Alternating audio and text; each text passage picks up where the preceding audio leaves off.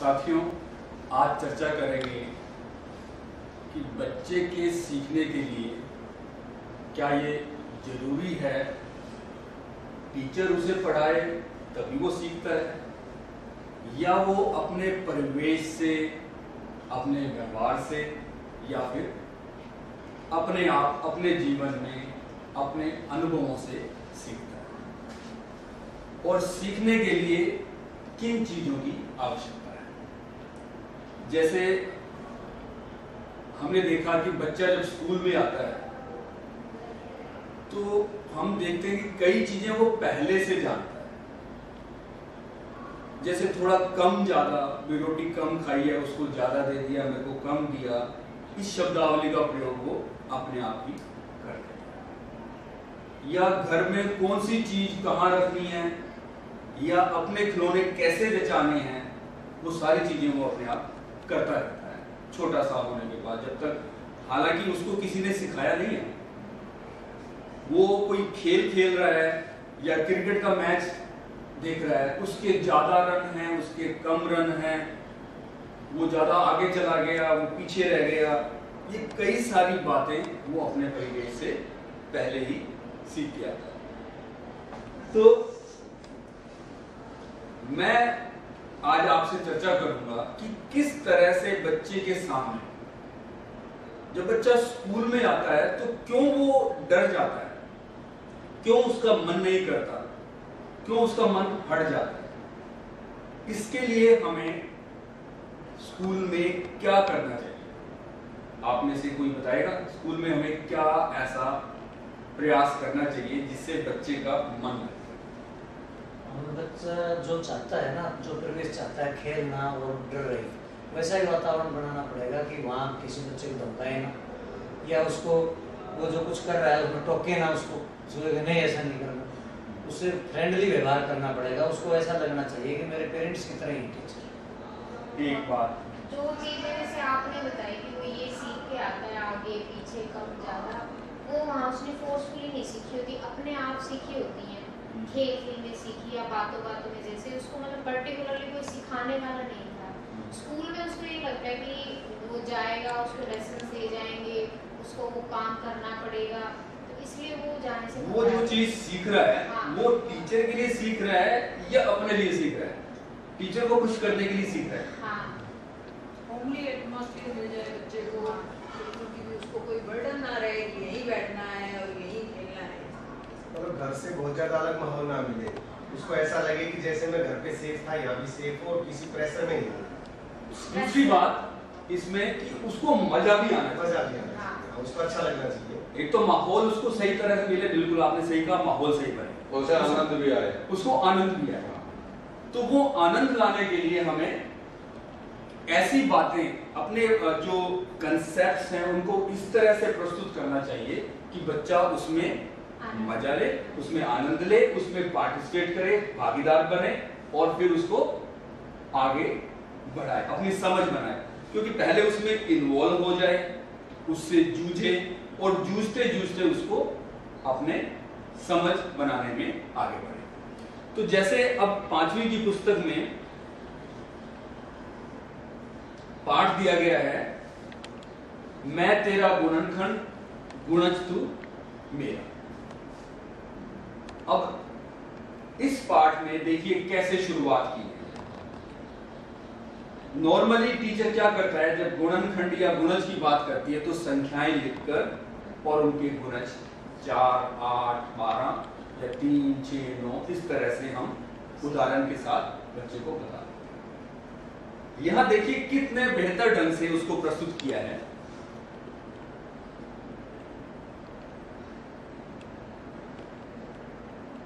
खेल दिया गया है कि भूखी बिल्ली कुंजन चूहे को पकड़ने की कोशिश कर रही है। चूहा अभी 14 पर है और एक बार में 2 खाने कूद सकता है। बिल्ली 3 पर है और एक बार में बिल्ली 3 पर है और एक बार में 3 ही खाने कूद सकती है। यानी कि बिल्ली अगर कूद लगाएगी तो 1, 2, 3, चूहा कूद लगाएगा तो सिर्फ 2 कदम कूदेगा। तो क्या वो बिल्ली चूहे को पकड़ सकती है? इसके लिए देखिए संख्या लिखी गई है, चित्र दिया गया है, बिल्ली है। अब बिल्ली चूहे के पीछे जा रही है, वो 3 से शुरू हुई है और चूहा 14 से शुरू हुआ है। कक्षा में बच्चे को यह बताना है, अब इसमें किस तरह के प्रश्न कि बिल्ली जब कूदेगी तो कहां कहां जाएगी। 3 कदम कूदी तो 3 से कूद के 6, 9, 12, इस तरह से वो बच्चा बताएगा। बच्चे ने निशान लगाना है कि कहां कहां पर बिल्ली, और फिर साथ साथ में चूहे का। अब एक तो बच्चे ने ये लिखा कि बिल्ली कहां कहां कूदी, चूहा कहां कहां कूदा। जब वो कूदा तो साथ साथ उसने क्या लिखा, संख्या लिखी, और वो 3 के। इसी प्रकार चूहा जो कूदा 2 के। अब क्या है, इसमें बच्चे को चुनौती दी गई है, उसको सोचकर बताना है, यानी कि खेल भी चल रहा है, उसको सोचना भी है कि बिल्ली पकड़ पाएगी या नहीं। तो दोनों को साथ साथ, एक 3 पर है, एक 14 पर है, दोनों को कूदाया एक साथ। 14 से वो 16 पे पहुंचा, वो 3 से 6। इस तरह से वो आगे कूदाता कूदाता वो देखेगा कितने कदम के बाद बिल दिया हुआ है 28 के पास। अब क्या वो बिल में घुस जाएगा या बिल्ली उसको पकड़ लेगी? तो वो जैसे 3, 6, 9 कितने कदम के बाद 27 पर पहुंच जाएगा, जबकि वो 8 कदम के बाद ही 30 पर पहुंच जाएगा। तो ये बच्चे को अपने आप की अपनी समझ से सोचना है, उसको चैलेंज दिया गया है। अगर वो कर पाएगा, बहुत सारे बच्चे हैं इसको कर पाएंगे, बहुत सारे बच्चे हो सकता है ना कर पाए, लेकिन जो हमारा मकसद था, हम इसमें प्रश्न पूछे बच्चे से, बिल्ली कहां कहां कूदी होगी, चूहा कहां कहां कूदा होगा, और फिर उसको एक साथ वो करवाकर संख्या पर कूदाकर एक साथ देख सकता है। अब इस खेल को कक्षा में टीचर किस तरह से करा सकता है, आप कुछ बताएंगे इसमें? अगर कक्षा में उसको कराना हो ये खेल तो कैसे कराएगा? से नंबरिंग के बना के बच्चों को ले सकता है, चूहे बिल्ली की बजाय जमीन पर संख्या लिख दे या खाने बनाए संख्या लिख दे, क्योंकि हमारा मकसद है गुणज। तो 1, 2, 3 इस तरह से लिखकर और जंप कराए। क्या संख्या बदलकर भी कर सकता है? हर बारी ना करके ये एक खेल की तरह, जैसे एक बार वो 3 पर है, वो 14 पर है, अगली बार वो 4 पर है और वो 8 पर है। और जो कूद है वो 2 और 3 की बजाय कुछ वो जैसे जैसे आप गुणज की समझ देना चाहते हैं, तो और इसका और कोई बेहतर रूप भी हो सकता है, बच्चे खेलते रहे। अब हर वक्त मैदान में जाना संभव नहीं है, क्या बच्चे आपस में भी इस खेल को बना सकते हैं? चार्ट पे जैसे बना लिया, और चूहे बिल्ली के उन्होंने चित्र बच्चों ने संख्या लिख ली 1 से लेके 40 तक, 50 तक, 60 तक। चूहे बिल्ली के चित्र ले ले, चूहे बिल्ली के चित्र ले ले, या चूहे बिल्ली की बजाय को और ले ले, या कुछ रबड़ शार्पनर किसी भी चीज से भाई वो चलना है। 2 बच्चे, टीचर ने कहा कि भाई एक को 3 पे रख लो, एक को 8 पे रख लो, अब बताओ कि क्या कहां कहां आया। वो टीचर उससे बातचीत कर सकते हैं, मतलब ये खेल खेल में ही उसको उन गुणजों के बारे में, जो उसने अगर पहले से जानता है तो उसका वो उसकी दोबारा से दोहराई हो गई, अगर नहीं जानता तो उसकी समझ बढ़ती थी, उसके गुण 3 के कौन कौन से हैं उसके बारे में वो। इसी तरह से देखिए इस पूरे पाठ में, गुणज और गुणनखंड के पूरे पाठ में कहीं भी सीधी संख्याओं के बारे में बात नहीं की गई। अगला देखिए आगे क्या दिया गया है।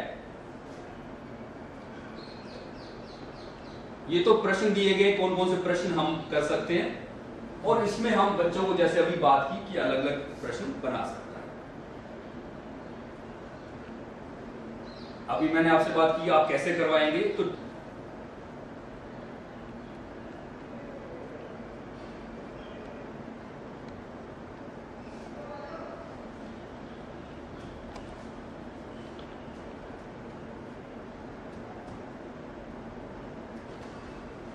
इसके बाद जो अगला खेल दिया गया है वो क्या है कि 1 से लेकर 60 तक संख्याएं लिखी गई हैं। मोंटो बिल्ली एक तरफ इंतजार कर रही है, एक तरफ संख्या लिखी हुई है और मोंटो बिल्ली इंतजार कर रही है। किसका इंतजार कर रही है? उसमें खेल के बारे में जानकारी दी गई है कि जहां जहां पर 4 के गुणज हैं और 3 के गुणज हैं, दोनों के गुणज जहां जहां पर हैं, उस पर कोई अक्षर लिखा है, उन सभी अक्षरों को मिलाओ तो आपको उसका नाम पता लग जाएगा कि वो किसका इंतजार कर रही है। अब काफी सारे अक्षरों के नीचे, संख्याओं के नीचे वो लिखे गए हैं, लेकिन अब बिल्ली को क्या करना है? बिल्ली किसका इंतजार कर रहा है? बच्चे को कैसा पता लगे? तो वो बारी बारी से एक बार 4 के गुणज, एक बार 3 के गुणज लगाता जाएगा निशान, और फिर जहां दोनों के निशान लगे वहां पर, जैसे पहले लिखा हुआ है 12 पर M लिखा हुआ है, उसके बाद 24 पर O लिखा हुआ है, और फिर U और फिर S और फिर E, यानी कि माउस। वो बच्चा जो है अब हमने उसको एक चैलेंज दे दिया। क्या दिया? उसको एक चैलेंज दिया। अब इस चैलेंज में आपको क्या लग रहा है कि बच्चे ने पार्टिसिपेट किया, तो क्या हमारा जो मकसद है गुणजों के बारे में बातचीत करने का, सांझे गुणज की बात करने का, क्या वो उसकी शुरुआत हो रही है? इसमें क्या क्या लग रहा है आपको? क्या क्या हमारा इस एक्टिविटी को कराने से क्या फायदा होगा, या इस खेल को देने से क्या फायदा होगा? सांझे गुणजों को पहचानता है। एक बिना नाम बताए बच्चा काफी कुछ सीखता है। कहीं नाम नहीं लिया सांझे गुणज, हाँ। लेकिन उसके दिमाग में कंस्ट्रक्ट हो रहा है कि ये सांझे गुण एक जैसे, एक दोनों के गुणज हैं, और खेल सीख रहा है जी सारा। कहीं हमने पढ़ाने की बात नहीं करी थी। फिर संख्या लिखे, 3 के 3 6 9 12 4 8 16 12 16, और फिर देखो ये 12 दोनों में आ रहा है। यहाँ वो खुद इन्वॉल्व हो रहा है, क्योंकि कई बार बताने से सामने वाले का ध्यान उसकी तरफ है, या उसके बारे में सोच रहा है या कर रहा है, इसका कोई हम पक्का नहीं कह सकते। लेकिन जहां बच्चा खेल रहा है, एक्टिविटी कर रहा है, तो पूरी तरह से वो इसमें बोल रहे हैं, जैसे टीचर पढ़ाए तो ध्यान कहीं जा सकता है, लेकिन इसमें वो खुद शामिल है, कंसंट्रेटेड है पूरा, उसका ध्यान कहीं नहीं जाएगा, पूरा वहीं कंसंट्रेट करके। ठीक है, तो ये दूसरी एक्टिविटी हो गई। तीसरी एक्टिविटी उसमें दी गई है कि गुणज के बारे में, कि 1 2 3 जो हमने पहले भी किया है आकलन में, जब 3 आएगा तो म्याऊ बोलेगा, 4 5 6 में म्याऊ बोलेगा, 7 8 9, ये भी एक्टिविटी दी गई है। अब इस एक्टिविटी में क्या हो रहा है, जैसे बात की हमने कि सीखना तो हो ही रहा है, आकलन भी हो रहा है, कि ये भी पता लग रहा है कि वो बच्चा जानता है या नहीं जानता। जो नहीं जानता वो आउट हो जाता है। दोनों कारण हो सकते हैं, कई बार प्रेजेंस ऑफ माइंड की वजह से आउट हो जाता है, कई बार वो उसको गुणज के बारे में नहीं पता। आउट होने के बाद भी वो सीख रहा है, वो कहेगा ये बोलना था तेरे को, बोलना था, बीच बीच में बोल, तो वो पीयर लर्निंग, उसको मौका सीखने का भी मिल रहा है। तो इस प्रकार अब आगे सांझे गुणज के बारे में बातचीत करने के लिए अगला जो तरीका अपनाया गया है वो क्या है कि 2 गोले लगाए गए हैं। एक के पास 3 लिखा है, एक के पास 5 लिखा है। बच्चे डाइस फेंकेंगे, खेल चल रहा है, मतलब कहीं भी पढ़ाने की बात ही नहीं करता, पूरे पाठ परिवेश, मतलब परिवेश से जोड़ने की, खेल से जोड़ने की उसको पूरी तरह से प्रयोग किया गया।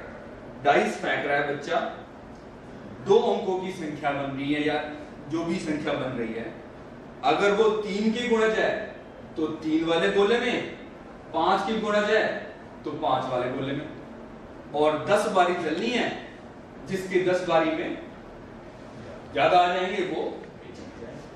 और अगर आ गया 3 और 5 दोनों का, तो हाँ। बच्चा कहाँ रखेगा, कौन लेके जाएगा? उसके डबल नंबर में लेंगे। नहीं, नहीं। इसके लिए वो दोनों में लिखेंगे, वो तो उसमें तो कोई हर्ज नहीं है, वो तो उसका आया तो उसने अपने में लिखा, उसका आया तो उसने अपने में लिखा, वो कोई बात नहीं है। ये तो बाद में जिसकी संख्याएं ज्यादा गोले के अंदर आ जाएंगी वो जीत जाएगा। अब इसमें एक और बात क्या है, इसके बाद अगला जो दिया गया है वो सांझे गुणज के लिए उन्होंने क्या किया कि दोनों गोलों को एक दूसरे को काटते हुए, एक गोला दूसरे को काट रहा है, काटे हुए बनाए हैं और बीच में अब बच्चों को फिर चैलेंज दिया है कि कौन से कहां आएंगे, जो सांझे है वो कहां लिखेगा। अब वो भी उसको प्रैक्टिकली उसमें मौका दिया है सांझे गुणज के बारे में बात, तो बहुत ही बेहतर ढंग से। और फिर इसमें अलग अलग तरह के प्रश्न दिए गए हैं।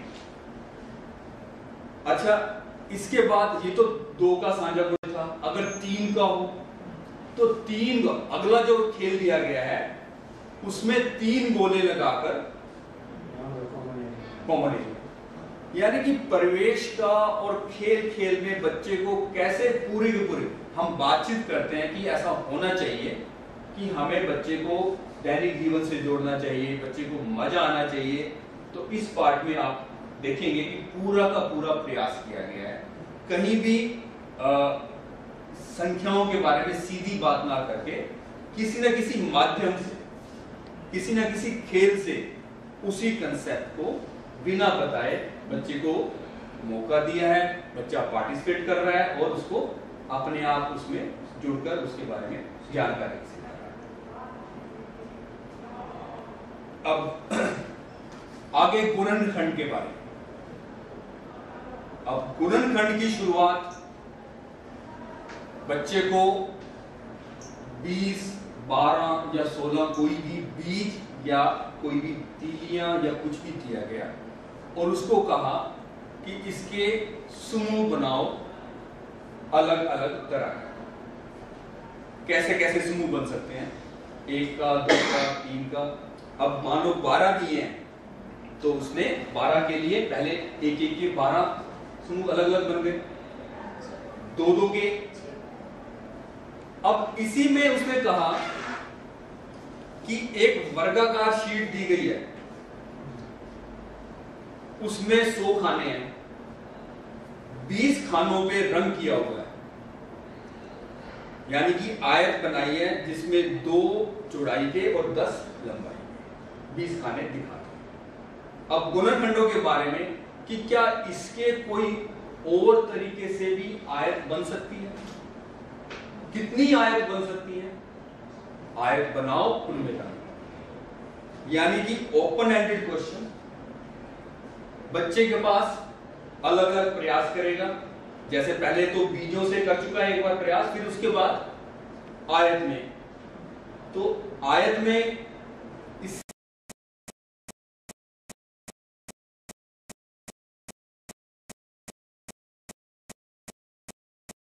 बनेगी तो लंबाई गुना चौड़ाई उतने ही वर्गों के, तो वो उसको फिर संख्याओं में लिखकर और उसको प्रदर्शित कर सकते। यानी पूरा का पूरा प्रयास जो है वो बच्चे को किसी न किसी तरह से एक चुनौती दे रहे हैं, जिससे वो स्वयं सोचकर और उस खेल में प्रतिभागी बनकर उसका कर। अभी गुणनखंड पर हम बातचीत कर रहे हैं। अगला जो खेल दिया गया है इसमें दिया गया कि एक लड़की के पास 18 चूड़ियां हैं, वो उन चूड़ियों को समूह में रखने की कोशिश करे। क्या वह उन्हें 2, 3, 6, 9, 18 के समूह में रख सकती है बिना कोई चूड़ी? अब ये तो पुस्तक में दिया गया है, क्या आप इसके बारे में कोई अलग तरीका सोच सकते हैं? आप बताइए। जैसे कहीं जाना है तो अपना डिफरेंट कलर के 18 चूड़ियां पहनती है किसी, तो 4 इस तरीके जो इसके गुणनखंड है उसी से ही बनाए। अब 18 चूड़ियां हैं, अब 18 चूड़ियां वो हो सकता है कि 18 की 18 एक ही रंग की पहने, वो हो सकता है कि 2-2 के रंग की जोड़े बनाए, वो 3 दिन के जोड़े बनाए, लेकिन 18 की 18 चूड़ियां, उसके हाथ में 18 चूड़ियां आनी है। उसने हाथ का जो साइज बनवाया है उसमें जो चूड़ियां आनी है वो 18 आनी है। अब 18 चूड़ियां आनी है तो वो किस तरह से उनको रंगों से डिजाइन बना सकता। अब बच्चा जो है इसको बिल्कुल, क्योंकि इसको दैनिक जीवन से जोड़ दिया और वो इसको एंजॉय करेगा कि वो हो सकता है कि एक एक सारे लालच कभी नहीं बचेगा। अब हम उससे प्रश्न पूछें कि क्या वो 4-4 रंगों की ले सकता है? 4-4 नहीं ले पाएगा। 4-4 नहीं, क्या 5-5?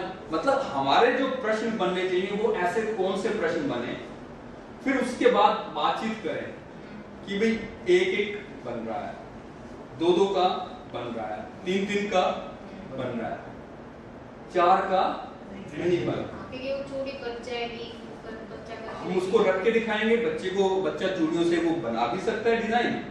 तो उसकी समझ, हम जो गुणनखंड के बारे में बातचीत कर रही थी कि 18 के कौन कौन से गुणनखंड हो सकते हैं, तो इस तरह से वो चूड़ी के माध्यम से, फिर वही हमने दैनिक जीवन से ही इसको जोड़ा, दोबारा वही गुणनखंड जो बात कर रहे हैं हम। तो ये टीचर, जैसे मैंने ऐसे कहा कि हाथ में किस रंग की चूड़ी पहन सकता है, ऐसे ही टीचर और भी कई तरीके जो किताब में दिए गए इनके अलावा भी प्रयोग कर सकता है।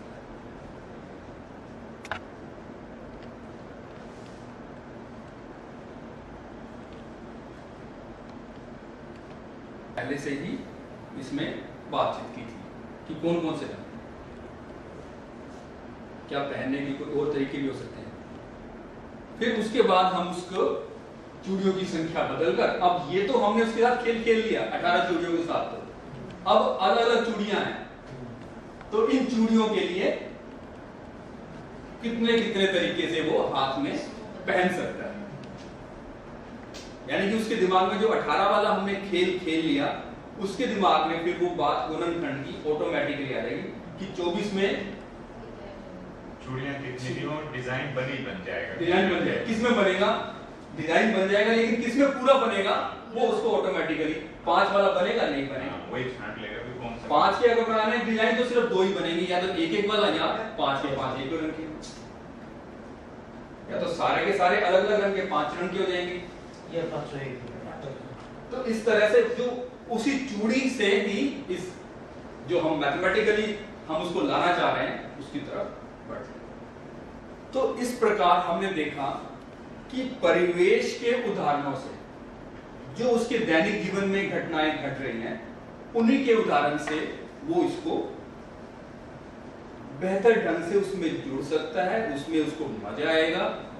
कहीं भी ये नहीं लगेगा कि हम उसको कुछ सिखाने जा रहे हैं, हम सिर्फ उसको एक खेल खेलने के लिए दे रहे हैं और वो खेल खेलते खेलते ही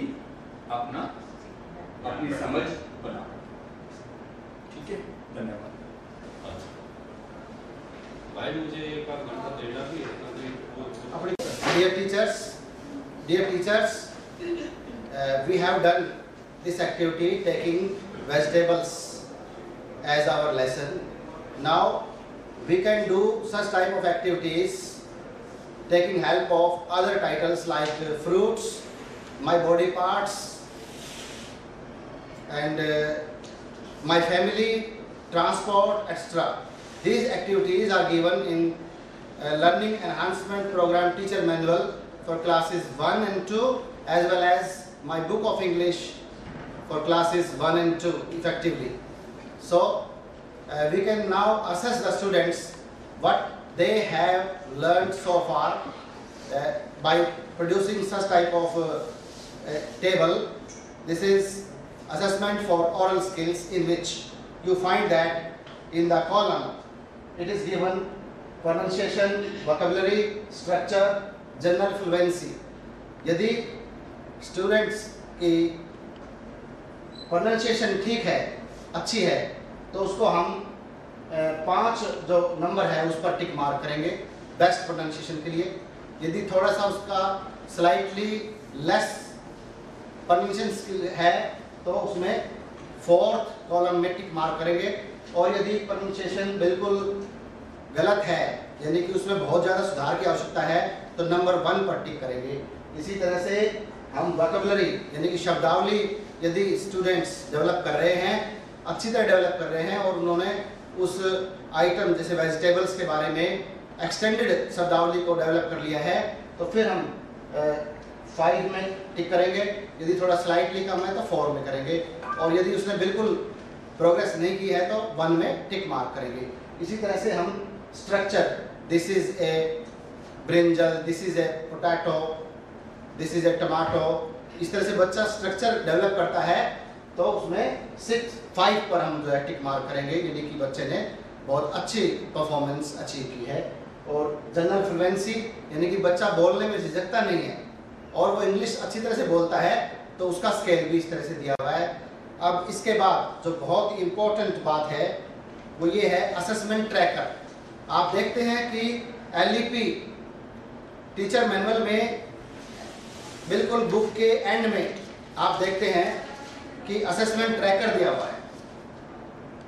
इस असेसमेंट ट्रैकर में हम ऑब्जेक्टिव्स, लेसन के जो ऑब्जेक्टिव्स हैं पहले उनको देखते हुए टीचिंग लर्निंग प्रोसेस करते हैं, और जो स्टूडेंट्स ने स्किल्स एक्वायर की है उसका असेसमेंट इस ट्रैकर के थ्रू करते हैं। यदि बच्चा सिंपल इंस्ट्रक्शंस और ओरल स्किल्स डेवलप करता है तो येस और नो में कॉलम है, यदि वो करता है तो उसको टिक मार्क करेंगे, और यदि वो नहीं कर पाया तो क्रॉस करेंगे।